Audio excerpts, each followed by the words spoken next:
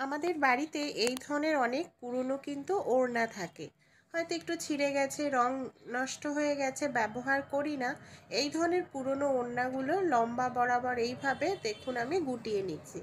যেরকমভাবে কুচি করে আপনারা কিন্তু চাইলে সেরকমভাবেও গুটিয়ে নিতে পারেন।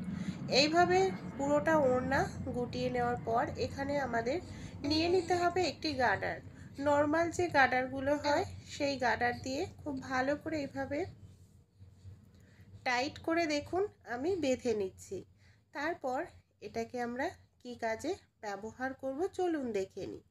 শীত যখন আসে এই ধরনের পাখাগুলো আমরা কিন্তু আর ব্যবহার করি না, হয়তো ঘরের কোথাও কোনায় রেখে দিই। আর পাখার মধ্যে ধুলো ময়লা পড়ে, এর ফলে কি হয়, পাখাগুলো নোংরা হয়ে যায়।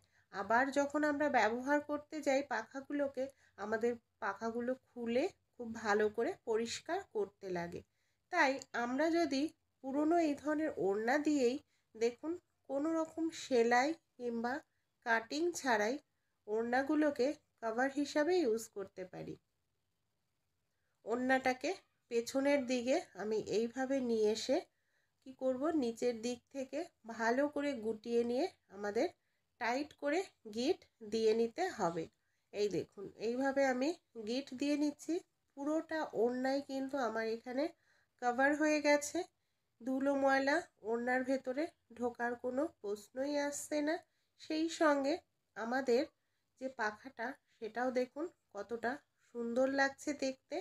ভালো লাগলে আইডিয়াটি অবশ্যই কিন্তু আপনারাও ট্রাই করে দেখতে পারেন। আশা করছি আপনাদেরও ভালো লাগবে।